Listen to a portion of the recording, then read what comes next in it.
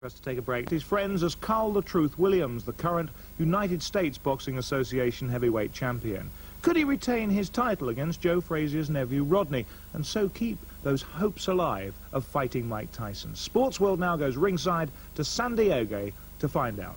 Rodney Frazier is seeking a shot in the arm for his sporadic boxing career. He's built a 16-3 record, but hasn't fought since last May when he battled Reggie Currington. He survived a rocky beginning to show flashes of the Rodney Frazier that many thought in 1983 would ultimately make him the champ. The 29-year-old shook off ring rust to dominate Currington.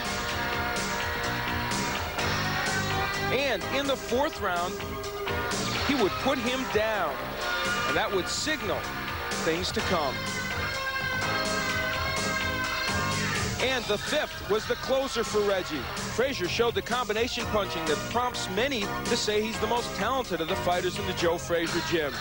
Only a late start in boxing and inactivity have hampered him. But tonight, he's hoping to repeat this celebration with his uncle and mentor Joe Frazier and move up the heavyweight ladder. Well, he is intent on proving that he is a world-class fighter.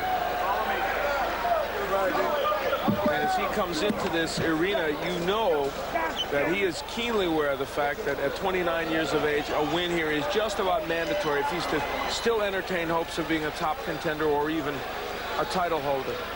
He's a talented young man. He is a pretty good boxer puncher, has some power, and at 212, he's not a tremendously big heavyweight, but he's big enough. He'll be giving away about 13 pounds to his opponent tonight. And smoking Joe Frazier, of course, right there in his corner with him. But the favorite is Carl Williams, that long reach of his. Al has more on him. Carl "The Truth" Williams is a heavyweight in waiting, looking for a title shot. This 28-year-old has a wide range of weapons, and he goes to the body as well as the head, and Mike Gans found that out. It seems that Williams showcases something different every time out. In this fight, it was the body work. And it would get him one of his 19 wins in impressive fashion. And the best of the recent wins came against Bert Cooper. He showed his power early, surprising Cooper in the first round. Some say Carl has a weak chin because of a knockout loss to Mike Weaver, and Cooper did rock him. But Carl persevered, and he had Cooper in trouble in the sixth. It was a non-stop assault, and Bert had trouble dealing with it. When Cooper couldn't come out for the eighth, the truth had prevailed. He's hoping for the same in tonight's bout with Rodney Frazier. And here he comes into this San Diego ring of the Convention Center. Boxing highlight of Super Bowl week about to unfold here for the USBA Heavyweight Championship. He is 19-2. While he has that questionable chin, on the positive side of that question is the fact that Larry Holmes could not put him away, among others. And he has that remarkable knockout record we have talked about with 15 KOs among his 19 victories and just 2 losses. So he's the favorite. He's the one to beat. Maybe a slightly heavier hitter, but both men can pack a wallet. Al, what are the keys to victory in this one? As we take a look at it here, I think that for Carl Williams, when I say concentrate, I mean, even he admitted today it's tough not to look past this fight. He's got to really make sure he doesn't lose his concentration. His jab always a staple because that's what makes that powerful right hand work. For Rodney Frazier, he's got to keep the pressure on Williams. If he gives Williams a chance to set up, he's in trouble. And when Rodney's on the inside, as we saw him doing against Currington, he's got to really work and make Williams feel every moment inside there. And it's underway.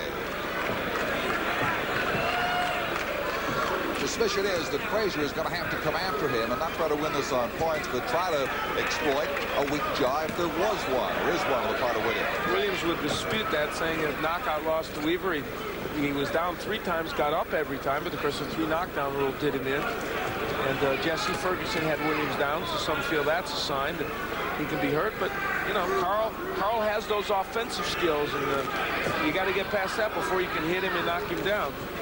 Those long arms, boy, that jab comes from across the ring, doesn't it?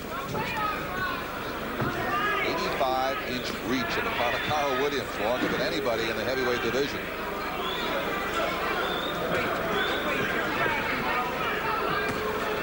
Williams from Brigantine, New Jersey. Frazier from Philadelphia. Might have been a whole lot more convenient to stage this somewhere on the Atlantic City Expressway. Good point. They could have driven to work then. They've come to the West Coast, though, to produce one of the highlights of Super Bowl week here in San Diego. When Rodney's on the inside there, see, I think he's got to crank that left hook up. Instead of just being there, he's got to make something happen. Okay, Williams really wants a knockout early in this fight. He really does. He doesn't want to be tested. He doesn't want to be pushed. He knows that if he keeps winning, there's a very good chance of fighting Tyson down the road or whoever is the heavyweight champion. He said at the outset of our telecast tonight, midway in this first round, he feels, his people feel, it could happen as early as fall once Tyson gets through some commitments he has planned. Apart from Spinks, he's going to run out of opponents very rapidly. Get into it, Carl. Get into it. So Williams figures to be there, but Frazier's got some other plans in that area. A little over a minute to go on the round. We alluded to his concentration, and he was one of the few fighters that gave us an honest answer when we asked him about, is it hard not to look past this fight? He said, yes, it is. So he's got to make sure he doesn't do that against Rodney Frazier, because Frazier can punch. He's got a very good right hand. And even he says that Frazier has one chance, and that's to take him, Carl Williams, out early.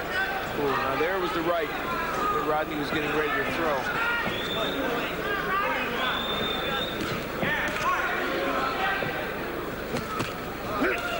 Williams brings the right, following some good jabs. There's the uppercut of the left hook that come through. 30 seconds to go in the opening round.